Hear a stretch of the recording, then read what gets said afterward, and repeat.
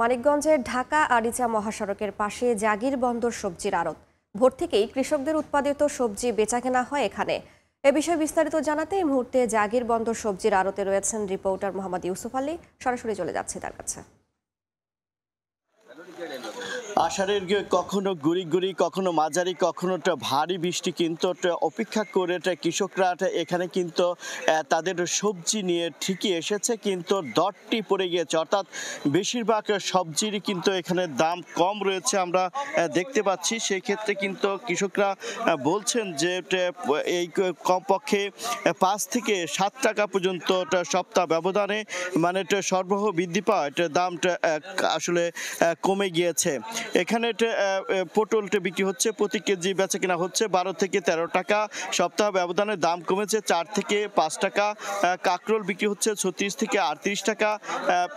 সপ্তাহ ব্যবধানে কমেছে 2 থেকে 3 টাকা। করলা বিক্রি হচ্ছে 28 থেকে 30 টাকা।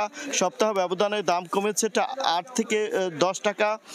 বেগুনটি বিক্রি হচ্ছে 28 থেকে 30 টাকা। প্রতি কেজি সপ্তাহ ব্যবধানে দাম কমেছে 5 থেকে 6 টাকা। এখানে কিন্তু পাল্লায় বিক্রি হচ্ছে, আমরা সেটাকে কেজিতে বলার চেষ্টা করছি। পেঁয়াজ বিক্রি হচ্ছে 42 থেকে 43 টাকা। সপ্তাহ ব্যবধানে দামটি স্থিতিশীল রয়েছে।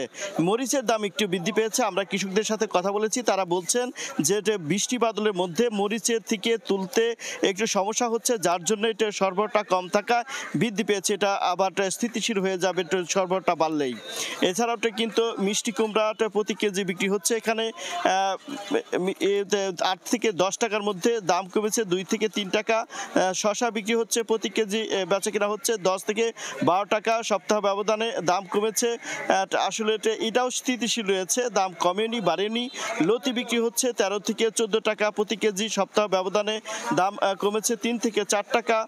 এখানে ঢেঁড়স বিক্রি হচ্ছে 12 থেকে 13 টাকা, দাম কমেছে 3 থেকে 4 টাকা প্রতি কেজি।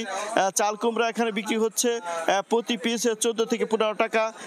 আর হচ্ছে সবচাইতে যে কম দামটি রয়েছে সেটা হচ্ছে ধুন্দুল এখানে বিক্রি হচ্ছে 4 থেকে 5 টাকা। আসলে কৃষকরা অভিযোগ করছে যে এইটা আজকে কিন্তু পাইকার খুবই কম রয়েছে দূর দূরান্তের, যার জন্য দামটি কমেছে। এবং কি আমরা ভোক্তাদের সাথে কথা বলেছি, আজকে জেলার অভ্যন্তরীণ ভোক্তারা বলছেন দাম কম থাকায় তারা খুশি আছেন। এই ছিল আমার কাছে সর্বশেষ তথ্য এই জাগির বন্দর সবজির আড়ত থেকে। সরাসরি যুক্ত ছিলাম মানিকগঞ্জে।